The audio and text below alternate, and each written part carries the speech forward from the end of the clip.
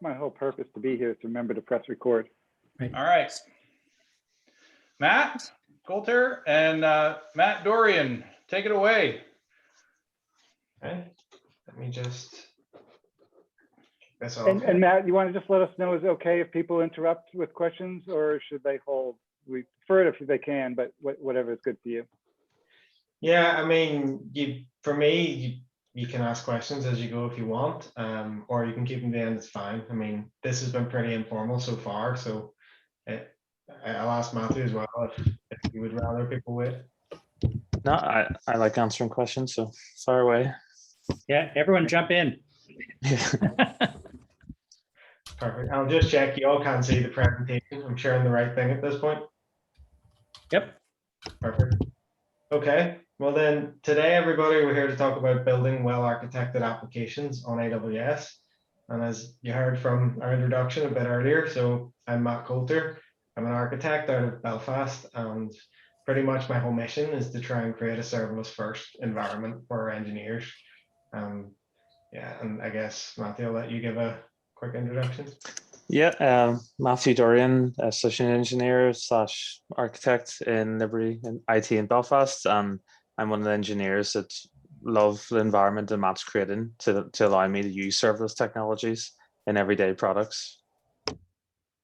Awesome. So today, what we're going to do is we're going to follow this 4-step flow. The first thing I'll walk us through the AWS Well-Architected Framework. I'll talk about well-architected reviews. Then I'll pass over to Matthew to talk about a real-world example. And then finally, we'll come back because everybody likes to see some code. And I'll show you how you can combine a well-architected review with CDK Patterns to close some of those well-architected gaps that you might find. So first up, the well-architected framework. If you haven't seen it to this point, the well-architected framework, I like to describe it as the textbook. This is the best practices and advice from the brightest minds at AWS, and they build some of the most scalable and resilient services on the planet. So this started with a white paper that was, I don't know how many pages long, with pretty much everything to do with deploying an application on AWS. And it was built on 5 pillars: operational excellence, security, reliability, performance efficiency, and cost optimization. Now that was brilliant that we had the textbook. The problem was that it was still massive because AWS is massive and ever growing. So in December 2019, they created the first lens, and a lens is really a stripped back version of the well-architected white paper, only focused on a very specific mission.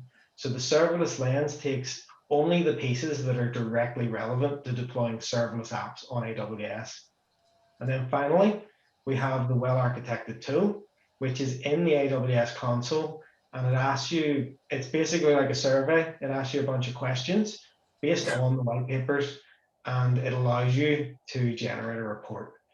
So I'm going to walk through each of the pillars, but I thought the easiest way to facilitate what it means is I'm going to take the questions from the serverless lens and sort of dive a wee bit that way, so that we're sort of mixing the serverless lens with the general theory. So operational excellence, I mean, operational excellence pillar is about the ability to run and monitor systems and, you know, make sure that you're continually improving, supporting your processes and procedures. Like this is it's a pretty waffly paragraph, but this is actually a super important pillar. And the way I describe it is with this meme. The 2 questions that it asks are, how do you understand the health of your serverless application? And how do you approach application lifecycle management? So the reason why I say that this meme is applicable is because we're talking about, do you have the metrics, the dashboards, the alerts to know that your application is going to break before a customer phones you and says it's broken? And then the second question is about, if it's broken, are you using, you know, pipelines and immutable source code and builds so that you can fix it whenever you find out, you know, what the problem is, as opposed to having to jump onto a lovingly handcrafted production box that somebody configured over the weekend while at 3 a.m. that they can't remember what they typed, and if it falls over, it's a big drama. So with this pillar, it's about making sure that your application works and it's going to continue to work. So if you don't have all those things in place, your entire app could be on fire around you, and you're just sitting thinking this is fine. The security pillar is all in the name. I mean, this is about the ability to protect information, assets, and making sure that you've got risk assessments and mitigation strategies in place for this. Now, it asks you 3 questions for the serverless lens, and there are 3 different layers of the security if you think about it. The first one is, how do you control access to your serverless API? And this could be, are you using Cognito? Do you have an authorizer Lambda on your API gateway? The second question is, how do you manage your serverless app security boundaries? And this is really diving into your IAM permissions and your configuration directly on your AWS resources. The last question, how do you implement application security in your workload, is diving into your code base. And this is talking about things like, do you have automated vulnerability scanning in place in your pipeline to detect if you're pulling in something from NPM and it's flagged as a massive risk. The reliability pillar is one that is, for me, this is so crucial, and it's something that I think a lot of people have the wrong mindset of reliability. So it's the ability of the system to recover from infrastructure or service disruptions, dynamically acquire computing resources to meet demand, and mitigate disruptions such as misconfigurations or networking issues. But the thing about this is, you got to think about, in the past, we talk about the system almost singular, like the app is up, the app is down. Whereas you have to think about the reliability pillar as we're now building these big distributed systems. So at any given moment in time, one piece of that system is probably going to be broken, because it could be an external API you're calling that's down. So you need to build your system in a way that assumes that part of it is going to be broken at all times, and the main flow of your app can still carry on, that your users can still do whatever the main business functionality is. So that's why it asks 2 questions for serverless. The second one's a massive question, but the first one is, how are you regulating your inbound requests? And that's because, especially with serverless, this is something that trips up a lot of people, because serverless, it isn't infinitely scalable, but it's massively scalable. So if you put something like API gateway with a Lambda function that communicates directly with an RDS database, the Lambda function can scale up to the point that it can essentially denial of service attack your database and it falls over. So this is asking, how are you protecting your resource limited, or your scaling limited resources? The second question about how are you building resiliency into your serverless application applies to this meme, because this is the look every developer gives me when I ask this question. And this is such a big question, because it can be simple things like I just mentioned, like implementing a queue to slow down inbound requests, or it can be, if you have an external API you're calling, using a circuit breaker, so that if that API starts to go down, the circuit breaker can keep track of bad requests. And if a certain percentage of requests fail, what it'll do is either pull a pre-canned response from a cache or fail immediately for the user. And the reason why that's good in either situation is because if it pulls the response from the cache, it's got the answer, the user's unaffected, the system carries on. But if it fails, it was always going to fail. So the difference in this situation is you haven't had to wait on either the HTTP or the Lambda timeout. So the user found out immediately, and you didn't pay for your Lambda function costs. So that's a really big question and a really big pillar. Performance efficiency, I think everybody thinks of this one as speed, because it talks about the efficient use of computing resources and the maintenance as demand changes. I don't really think of it as speed with this pillar. I think of it as, is your serverless architecture a Goldberg machine? Could I start deleting pieces of it, and would it still work? If the answer to that question is yes, then it's probably not the most efficient architecture that you've built. And that's why we're talking about how have you optimized it. So have you built API gateway, the Lambda function, to DynamoDB, whenever you could have just integrated the DynamoDB directly into the API gateway through BTL, and saved the invocation costs of the Lambda function, plus sped up the response. That's what we're talking about there. And then finally, this one really is in the name, but the cost optimization pillar is about do you even know what your app costs? And once you understand what it costs, are you keeping track of it over time? So it's one question. And this is where you'll see real examples of this from Matthew later, but this is where are your individual pieces configured correctly to the point that whilst it all works, but have you over provisioned, for the sake of argument, an ECS instance, or is your Lambda function got too little memory? So what are you doing with the money of your application? So that's essentially all of the questions that you will be asked in a serverless lens of a well-architected review. But did we just do a well-architected review? No, we did not. So the well-architected review, it's a tool that's in the AWS console. You can find it, just go and search the universal search box, I believe they call it at the top. Just type in well-architected tool and it will take you to the screen on the left. And if you click the orange button that says define workload, it'll allow you to give your well-architected review a name. And what it does is it walks you through all of the questions that I just showed you. But what I haven't mentioned to this point is the questions aren't yes, no. They're not single answer.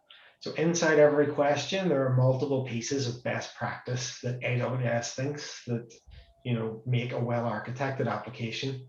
So on the right, you can see you've got the ops1 question, but underneath you've got a multiple choice checkbox. And to the right of every checkbox, you've got an info link that links out to much more detailed documentation on what all those questions mean. So you can go through all of these questions, tick all of the checkboxes that are applicable to you, and write down all of the notes in that text box. And this is a phenomenal way of getting the entire team on the same page with an architecture. But it's not only that. Whenever you go through this review, it will actually produce a report. And that report will brand the best practices that you're not currently meeting. It brands them by risk. So in the report, it will say you have 8 high risks, 1 medium risk, and then break it down by pillar. And it'll show you specifically what questions it is and link to the documentation that I mentioned earlier. So when you go through a well-architected review, it means that you can take these items and prioritize them like a regular story on your backlog with your product owner to get fixed. And that's a big part of this whole thing. So with that, that's a lot of theory. So we wanted to make it real. So at this point, I'm going to pass over to Matthew, who's going to show you some real life examples. Thank you, Matt. So I'm going to say the most used line of 2021. Can you see my screen? Yeah, good. Yep, we see it. That's second. First is you're muted. Oh, you're muted, yeah. Very good.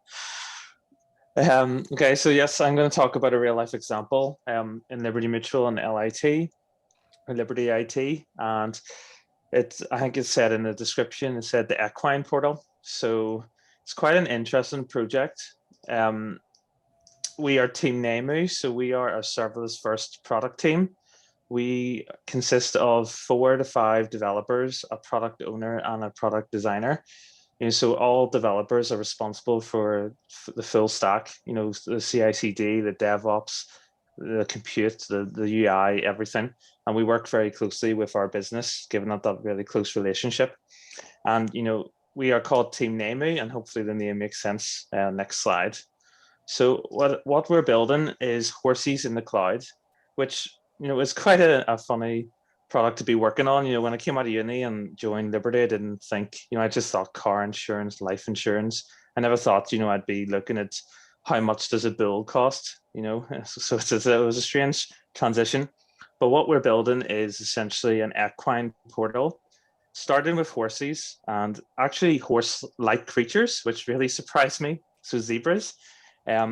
And then we've got a full roadmap of different sort of animals. And I must admit, I'm looking forward to the exotic animals. And I'm sure you could probably insert a Tiger King joke there, but I'll try not to. So whenever we wanted to start this brand new product, it started last February. We flew out to Virginia and we did a 2-week discovery on site with the business, really try to understand their problem. Came back, and we had this new greenfield opportunity, and the team were pretty experienced in Docker apps, Spring Boot, Java, hosting it on PCF. But we wanted to really utilize the serverless first mindset that Liberty Mutual and Liberty IT are creating, and that Matt Coulter is creating within Liberty. So we decided to go serverless first. So we really wanted, to have that pay-as-you-go pricing model. We wanted to fully scalable architecture, and we really wanted to utilize CDK and infrastructure as code. So what did we do? We decided to slow down, to speed up. I don't know how many times I say that. Everybody has a favorite saying. That's mine at the moment. I'm sure Matt Coulter's favorite one is code is a liability. So what we did, we tried to learn some of the serverless fundamentals. We shared the learnings across the company. We did CDK workshops that Matt and other architects ran. We looked at CDK patterns where possible. And of course, we looked at the well-architected framework. So I don't know if everybody has this opinion at the start, but I was a bit skeptical. How much value can essentially a questionnaire or survey bring? And I was a bit shocked. It actually turned out a lot more than I expected. And the main thing that really shocked me was it's not a survey, it's a journey. And, as Matt talked about, we decided to start with a serverless lens because we wanted to use a serverless architecture. And, it wasn't just we did the lens, we did the survey once, and that was it. We met as a team several times. We whiteboarded our potential architecture. We mapped out all of the bounded context. We talked about all of the 5 different pillars, the 9 different questions. And, once we went through that, we jotted them all down, we wrote them down, and then we brought in Matt actually on the call to just do an architect review. So just us talking about our findings. And Matt, for example, mentioned, do you have throttling or limits put on your gateway? And I went, oh, you know what? I actually don't. So just that conversation really brought out what we should be doing and trying to aim towards. So I'm going to just talk about some of the learnings and improvements we actually did each pillar. There's a lot of them per pillar, but I'm just going to single in each one. It's just different examples. So our cost learnings and improvements, you can see there a plethora of things we did. We looked at the Lambda code. We used S3 lifecycle rules to ensure that, we're not storing files longer than necessary. Again, that probably feeds into the costs. And what one I wanted to point out here was it really influenced our service selection. So we had 2 processes in our application, a workflow that needed orchestration.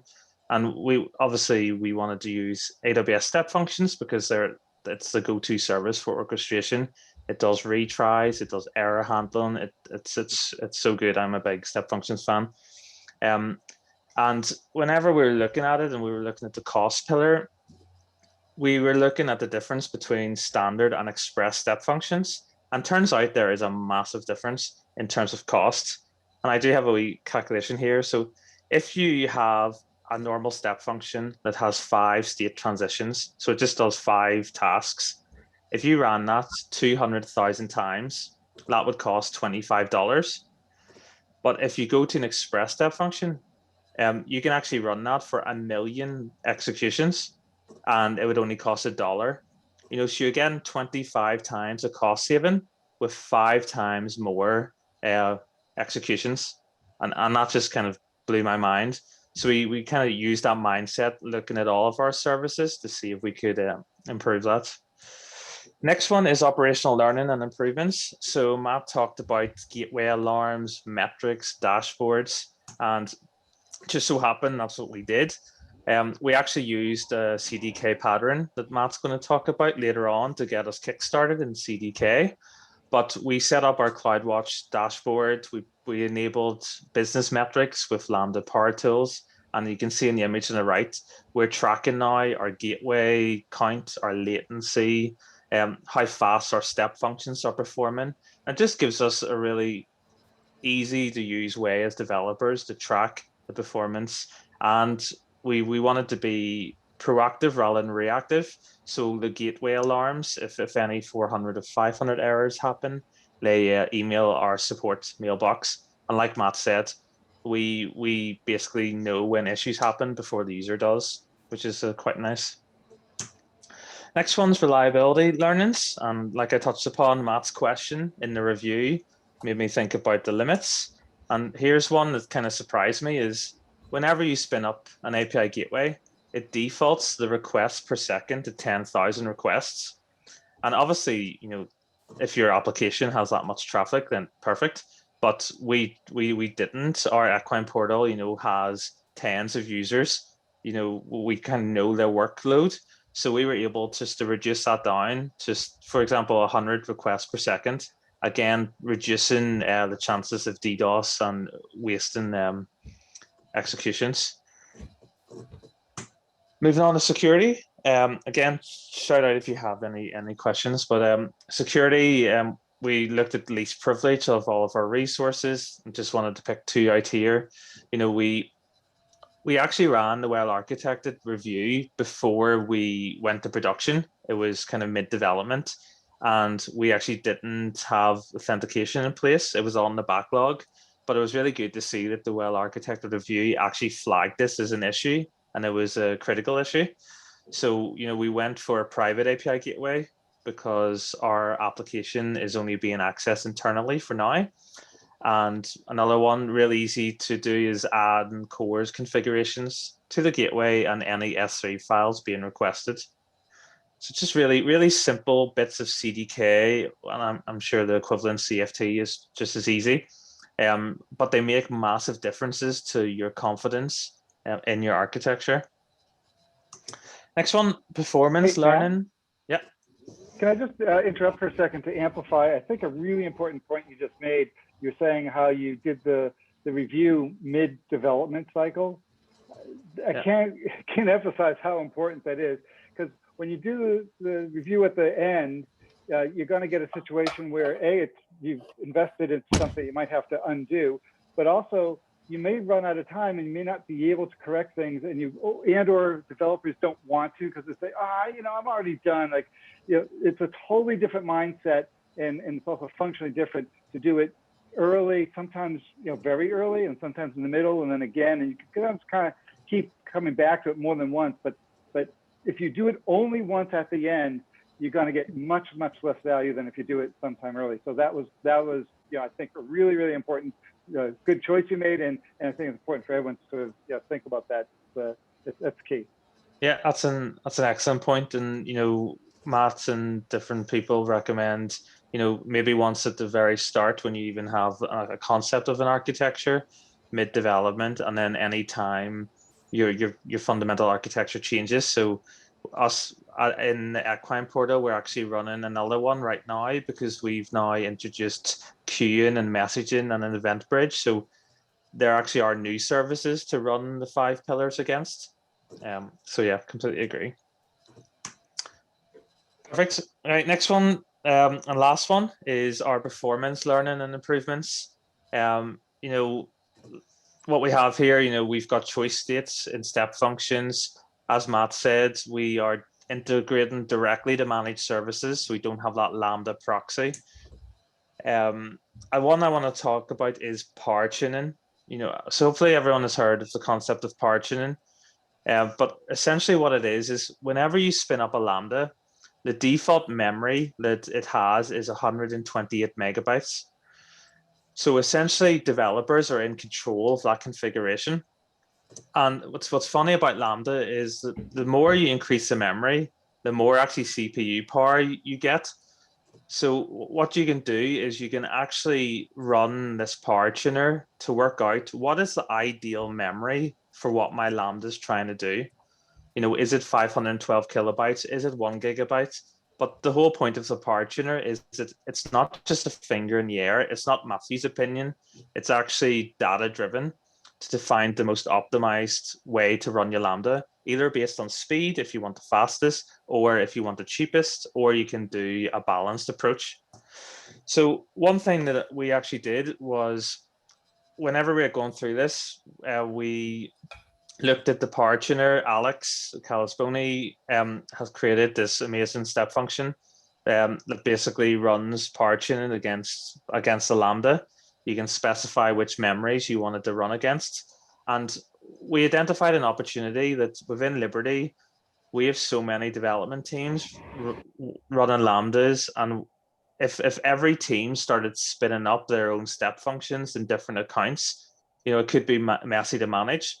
So what we did was create a centralized web app that developers could come in, just put the Lambda ARN, Amazon resource number, and then specify the memories and then run it. And then what you see here is you get given a beautiful chart that shows the execution time versus the execution cost. So it helps you pick the ideal memory and balancing, obviously, of cost and performance.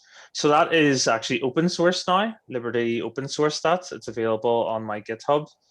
So I can send links after, and the likes of Eric and Alex have been sharing it, which is quite nice. So after all that, was it worth it? And I really do believe it was a complete yes. And I'm going to just stress why it was worth it. Surely you can see some of the benefits as I go through this, but for us, it aligned closer to where Liberty Mutual wants to go, the serverless first mindset, the reliability, the scalability, all of the abilities that you want to wipe out. It gave us actually time for reflection. Sometimes whenever you're developing products, it could just be a feature factory and, you just keep delivering, and you never really step back from that wider, higher view and look at your architecture. So I really enjoyed that bit. As Matt talked about, the well-architected report you get can actually support different conversations that you have within your business. So we used our documentation to help us, in our threat model conversation with our security team and different things like that. We realized that, we actually didn't have some of the latest services that could provide so much value. And one here is X-ray. So we didn't have X-ray enabled by default. We turned it on in our Lambdas, we turned it on our gateway, our step functions. So now we can see distributed tracing logs all across our services. So it's an absolute dream and a delight to debug issues. Not that I want issues in production, but when they do come and happen, I'm pretty sure I can find it pretty quickly, which is quite nice. And the last two I can't stress enough is the improvements to our architecture, the learnings for the team, but also the team's confidence grows. And I always like to say this is that Equine can say that they're well architected, and it's not based on my opinion or Matt Coulter's opinion. It's based on best practices that the industry has set. And I think that gives development teams confidence and belief in what they're building, which I think is so powerful as a message. And I suppose I'll end on this. So what has been the result? So a team of 6, it took 24 weeks to build this Equine portal using 10 to 12 plus services, fully serverless, really stressed on the user value, the user experience. Our business love it. We've increased their efficiency so much. But one I really wanted to call out here is the run cost. So we've been running now for, what's that, 8-9 months, and I think we're up to $40, and that's to run a full portal. And that number isn't by chance. It's because we've optimized, we looked at the costs, we've picked the appropriate services, and again, it just gives our team confidence in what we've built. So I'm going to pass over back to Matt.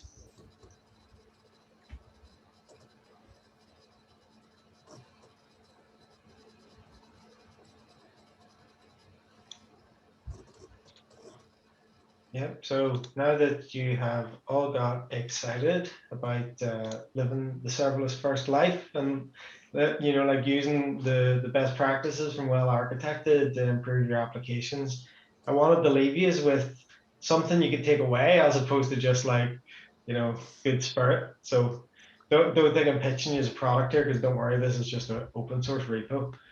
But I need to explain to you what CDK Patterns is before I show it in action. Otherwise, you'll be like, what is that?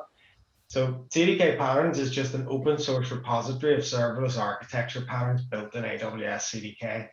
at this point, I actually think these numbers are behind, but we'll go with the slides and say there's 22 serverless patterns and there's 15 different people who have created those patterns. So the point of this repo is not that it's Matt Coulter's collection of serverless patterns. It's not. It's patterns that are in the industry that people are using that either someone has contributed through the open source or I have added in CDK for people to use. And the idea is, sorry, Matt, I'll just, if you can just back up one slide back to the set of pictures.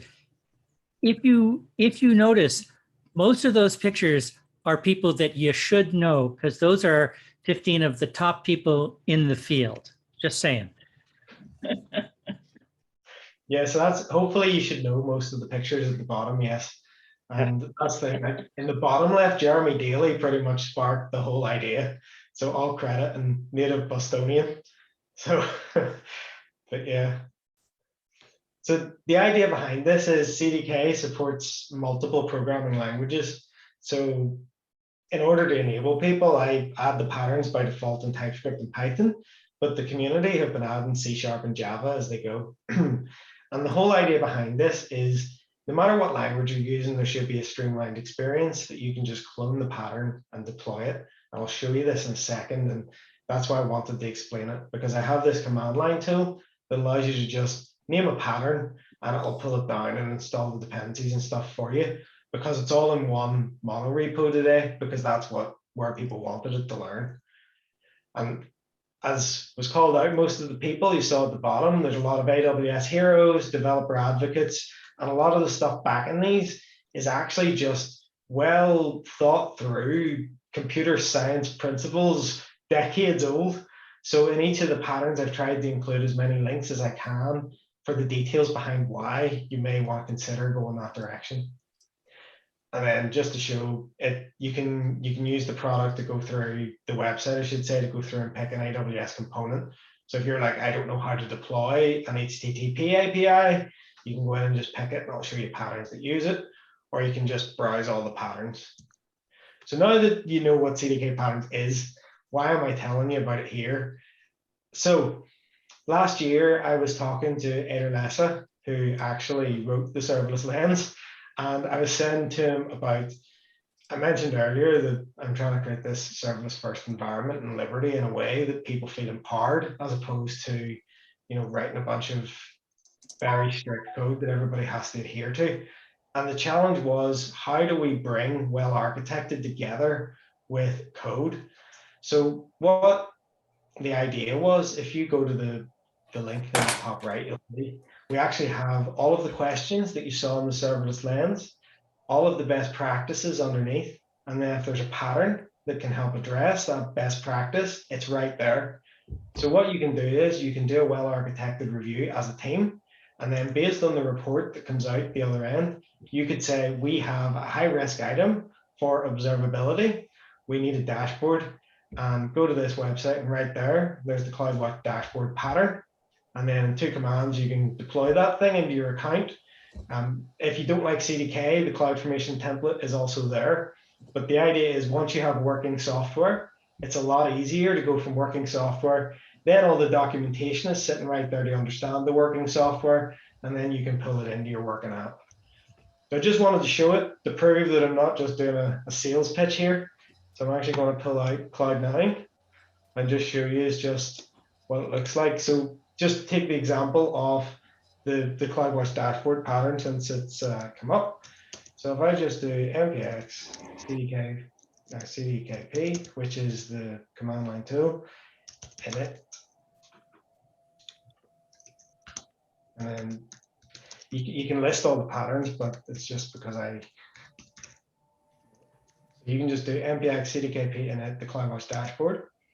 And this tool is just there's nothing like magical going on here. This is a git shallow clone. So it's just cloning that one repo. And then it's going to do the npm install for us. So you can see we've already got the code down for this pattern. And it's a Cloudwatch Dashboard pattern in CDK, where we have a DynamoDB table. We have a Lambda function that it just puts in, if you hit a URL on the gateway that we'll see in a second, it just inserts the URL into the DynamoDB. and then with an API gateway, HTTP API. So our infrastructure that we're going to monitor is pretty simple. It's just gateway, Lambda function for any URL that's hit, and then that puts data into DynamoDB. And then inside this, we actually have an SNS error topic that we use for all our alerts, and then custom metrics set up for a bunch. I spent way too long, maybe 3 weeks, going through all of people's articles and documents about what the right metrics are that you should put out there. So not everything is native in AWS that you need in terms of the right metrics for monitoring. So that's where you can use metric maths and actually create your own. So while I'm doing this, let me just jump into the code and do npm run deploy. So I just did that init command and then do the deploy command, and that'll through CloudFormation create this infrastructure. I'll show you in a second. But yeah, so we've got our metric maths set up for percentage of API gateway 400 errors. We've got percentage of invocations that errored in the last 5 minutes of the Lambda function, percentage of throttled requests to Dynamo. And then after that, we've got DynamoDB total errors, because you can have user errors and system errors. There's DynamoDB throttles, and you've got read and write. And then from here, we go into our Cloudwatch alarms, which are like if your 400 errors are greater than 1%, if your gateway 5 errors are greater than 0, if your P99 latency is greater than or equal to 1 second, if that Lambda function has more than 2% errors based on the maths above, if the Lambda has P99 long duration, which what I'm calling is longer than a second, and 2% throttled, and then read write throttled, and errors greater than 0. So you can see you get all that just out of 2 commands, and it's all put into this dashboard for you that you actually sort of saw based on Matthew's slides. But when it deploys, we should be able to see it.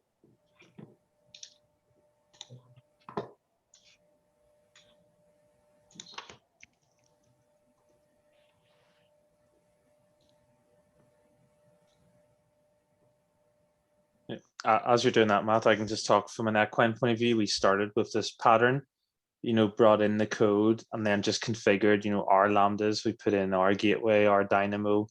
We even added, our step function and things like that. And it was just so easy to spin up.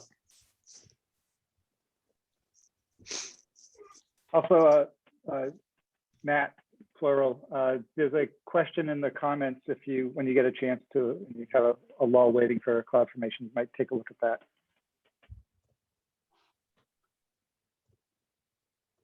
Yeah, so let me just show you first really quickly that this is the AWS account, and I haven't hit anything in this gateway, but you can see that Cloudwatch Dashboard is deployed. It's deployed through CloudFormation, and it was really, you know what I mean? Like, even if you don't like CDK, you didn't need to understand it, and you've got something deployed through CloudFormation in your account. And if you want to understand all the theory behind it, if you just go to CDK Patterns, I'll show you in the well-architected section. Then under this operational excellence pillar, under best practices, we have the Cloudwatch Dashboard. And if I click into it, it has all of the theory right here in the README. It's in Cloud9 as well, but the Cloud9 rendering of the Markdown isn't as well as it should be. But you can see, look at the amount of external links that is in this pattern. It links out to all of where you can find the metrics, how to do metric maths. It links out to some real world examples of this thing, as well as it has all the AWS well-architected advice right there in the README, as well as how you hit the thing, why all those metrics were picked. So what you can do, just a really quick synopsis there, is well-architected review, find a gap, go to that website, find a pattern, deploy it, understand it. If you don't like CDK, there's a CloudFormation template there that you can use. Otherwise, if you do like CDK, you can just use that code because it's all standard CDK code. There's nothing proprietary that's mine, if you know what I mean. It's all the standard CDK constructs, and then you can evolve it to be whatever your company needs it to be. So I guess for now, I'll jump back to the questions. That's just what I wanted to show, how easy it should be to deploy those things.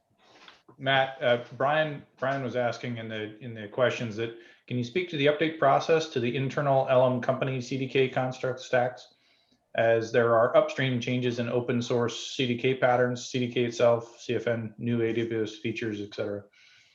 So I guess the general question is as you know, as the environment changes, you want to be able to incorporate changes to the upstream open source code. Is that something that you're supporting? Yeah, so I mean, the thing is, CDK Patterns is completely open source, so as changes are needed, they absolutely do go in there. The other piece that we haven't talked about is how do we deploy any of this in Liberty Mutual?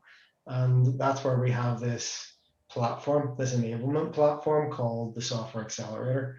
And that is, it's inner source. So what happens is the CDK patterns are brought in through an internal fork and very slightly tailored to be insurance industry compliant. You know, the small tweaks that are Liberty Mutualisms that you won't care about, that you don't want to see. That I could have put them open source. There's nothing dangerous about them, but I just thought some of them might add extra costs, like having customer managed keys for your encryption and everything.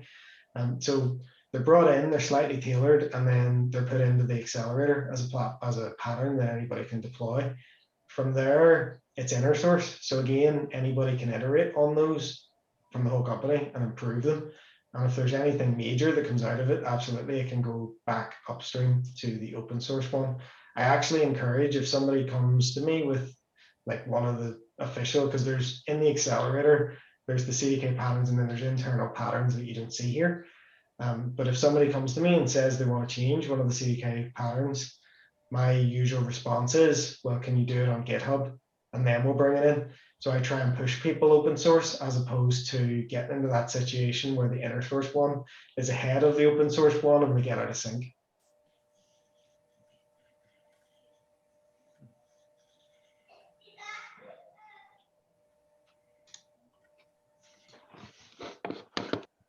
Very interesting. It's a lot of food for thought.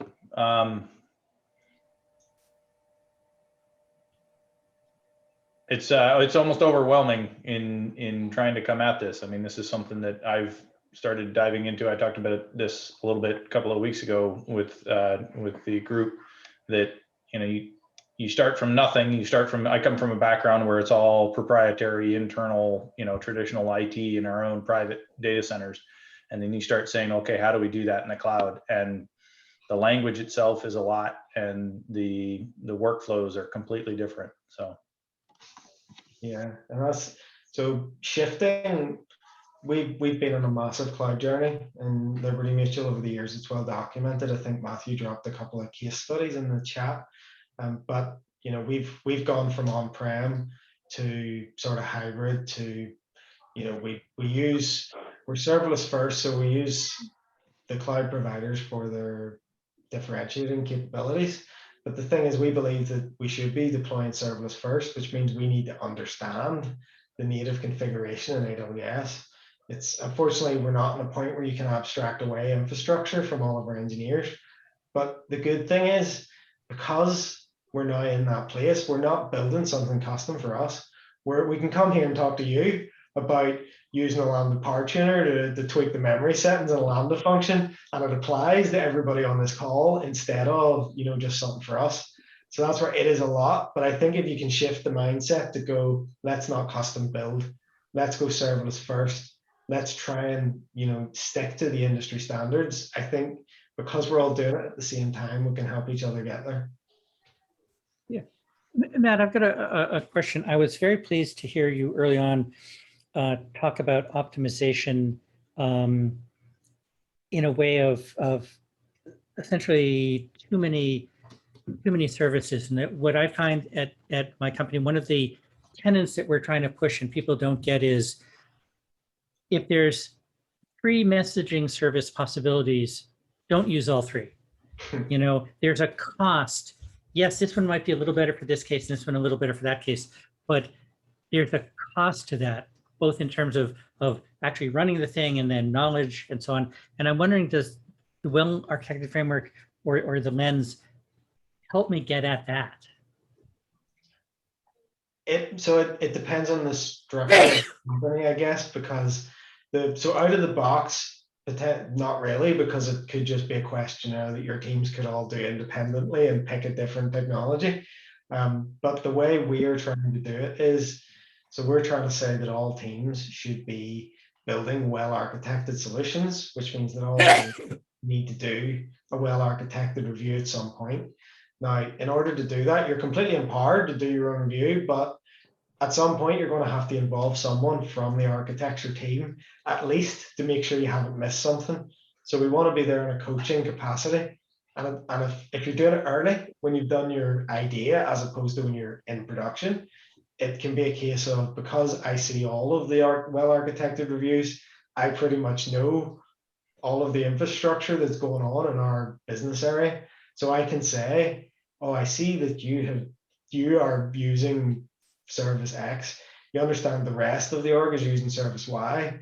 Would it not be a lot easier if you just use that one? So it is a people problem, but I think if you use well-architected as the way to facilitate the conversation, it's the way to go.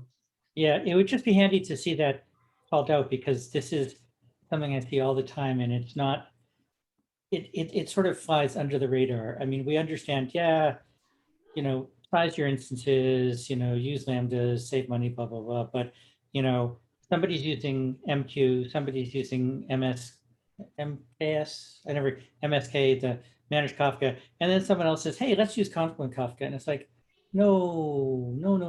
And it would be great to, I want a term for that other than stupid. So Brian, I have a saying that, I don't know, maybe I'm not the only one that has come up with this. Maybe it's not original, but something that I always tell people is, it's counterintuitive, but standardization sets you free. Yes. A lot of people will rebel against standardization because they're like, well, don't tell me what to do. I have something unique and different here. And it's like, yes, but if you focus on standardization, that gives you the time to focus on the truly unique parts, because the unique part is only 1 or 2% of what you're doing. You don't want to have to reinvent the entire car just to paint it a different color. Right. Well, this is the problem, is that everyone thinks that they're doing something unique. It's like, okay, yes, you've got, 10 Java services talking to each other. Great. The bits of your Java are different, but tying them together shouldn't be different. Yeah, it's not. Yeah, exactly. And that's the 99% that's the same that that I refer to. So yep. I think what's difficult about the serverless world is how fast AWS goes. Whenever you do look at the services that are out there and you think, okay, it doesn't exist, I might have to write something on my own. You could check 2 weeks later and they've released it. And like this actually happened to me. It's we use step functions, like I said, in Equine, and at the time it only did asynchronous requests. So my UI that was calling this, we put in a slight polling mechanism, and 2 weeks later they released synchronous step functions. I went, oh my, okay, well, I just have to rip that code out if I want to optimize further. So really keeping up with education is very important. Yeah, I can't tell you how many times I've done that same exact thing, and then you have to make that decision. Do I actually go back and retrofit? One of the other things I learned when I used to have a technical account team is, whenever we start an architecture, I try to go to the technical account team and say, we're about to build this, and this is what it's going to look like. Is there something that's coming on the horizon that you want to let me know about under NDA? Because more than once I've built something and then like a week later it comes out, and then sometimes if you have a team that you've got the NDA with, you can let you know, may not want to be on that first feature, but sometimes if it's a feature add of a service rather than an entirely new service, you're happy to just jump on it, and if you just know it exists. So yeah. Yeah, I'll say one time I was giving a talk and somebody in the audience asked me if such and such a feature was supported, and I couldn't hear the person, so I went down the audience to hear their question better. And I said, no, that feature isn't supported. I walked back up to the podium, refreshed my console, and said, oh, now it is. Well, in fact, in this talk today, we're talking about using Alex Casabani's power tuning, but there's essentially a version of that now within the last few months that's built into Lambda itself. So it gets the same spirit of having it do the optimization and let you know for you. So that's another example how you just kind of keep keep your eye out. Hey, Matthew, a question I have, actually for anyone, a thought I have is that one of the things that's important to do with the well-architected framework is, in some ways, it's great when you look at the serverless lens because it pulls it down. But in general, it's a lot, even if you're stepping through. And if you try to optimize on every one of these things and check them all off and be as like OCD as I am, sometimes it can get in the way. And so I think an important thing to keep in mind is to apply a weighting to these different pillars as well as the different questions within each pillar, because some of them may be a lot more important than others. And one of the reasons I want to bring this up is because I'm interested in Matthew, in your discussion about the step functions, like the $25 versus $1, that sometimes cost will be a driving factor, and going 25 to 1 is a pretty big deal when you multiply that times a lot. But if you're actually only running those step functions, 1,000 times a month or 10,000 times a month, then say $25 doesn't may not matter versus the time. And so and I want to make the point about weighting when you're looking at the well-architected framework, weighting the questions, basically make your own assessment of which ones are more important. But also, Matthew, I'm interested in your case for the step functions. Was that cost difference, the 25 to 1, and in absolute terms, was that important in your case, or maybe academic? I don't think it was particularly important in terms of our workload would cost thousands and thousands. We in Liberty Mutual, there's another project that was doing ETL, and they were doing millions of records, and they changed from standard to express, and they saved times X. And I thought, wow, look at that. And for me, the CDK changes required were really just changing the standard type to express type. So for the value that I get from such a small tweak, why would I not do it? Yeah. So that was just kind of why I did it. One thing I would recommend is there is, like you said, different opinions when you go for different services, and cost does play a part. But when you look at standard step functions versus express step functions, the standard one produces the visual hierarchy of the graph. You can step through executions. You get a much richer debugging experience. And if you go express, that's all eliminated and it's put in the Cloudwatch, which you still get the same detail, but it's harder to digest. So what we did was we started out with standard to really critique and make sure our flow was perfect, and then switched over when we understood it.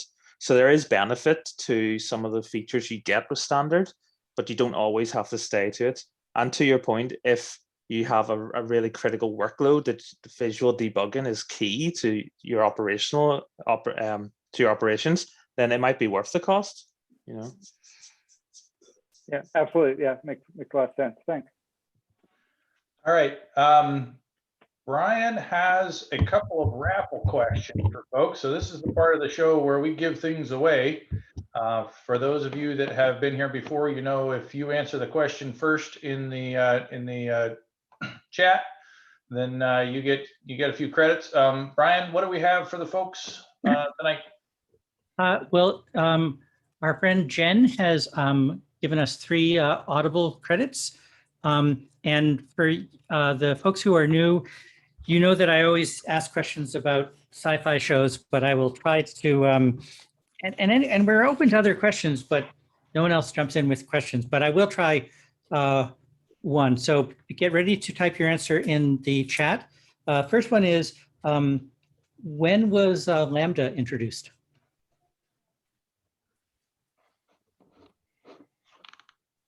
We have a winner, Bobby Nadenov.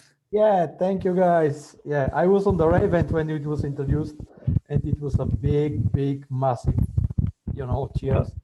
Okay, Bobby, I am going to, I can't find you in here. Bobby, send me an email to briantarbox@gmail. Okay. Okay, and I'll send you the code. Okay, the next one is, and this is Battlestar, sorry, but actually I'm not sorry. What was the big controversy about casting Starbuck in the reboot? Yes. Whoa, Kevin, that was quick. Jeez. Kevin Fallon. Geez, I'm going to have to make these questions harder. You guys are catching on. Well, Kevin, Brian, where are everyone you? knows to study Battlestar trivia before coming tonight. Okay, then my work is complete. You'll be All right. fluent. All right, Kevin. Again, send me an email to Brian Tarbox at Gmail. And the last question is, what actor was in both the original and the reboot? I have my fingers ready here to answer some AWS questions. Yes, Tom. Tom, you got it.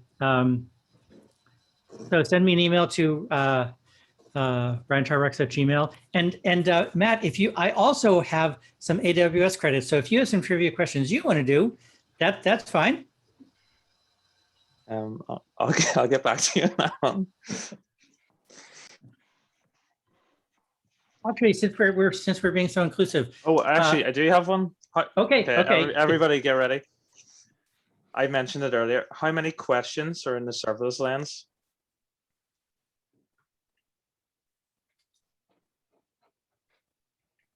We got 3 answers at 5.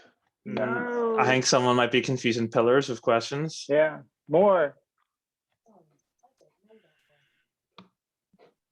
Hey, Stephen Brown, Yeah. 9. All right. Stephen, send me an email to briantarbox.org and mention AWS credits, and I'll send you a $25 credit. Anyone else of our speakers or leaderish type people got a question?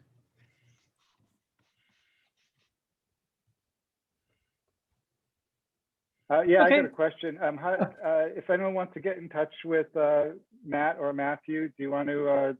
It may have flown by at the visual slide, but do you want to tell us how to best reach you and what feedback, if any, you want? Yeah, I mean, you can get me on, well, all the platforms but Twitter. So I'm NI developer on Twitter. Yeah, so you'll find me there. Yeah, Twitter as well. I posted there, and yeah, I would love any feedback. So, thank you. And maybe you could post the link again, just because it probably scrolled off to the CDK site, CDK Patterns. Oh yeah. Which I really think is awesome. And just the simplicity of it and the way it just kind of connects that mapping. It's really quite elegant. I think it makes a ton of sense. I really appreciate you guys doing that. Yeah. And Thank you for having us. Oh, and I'm gonna say we have a post.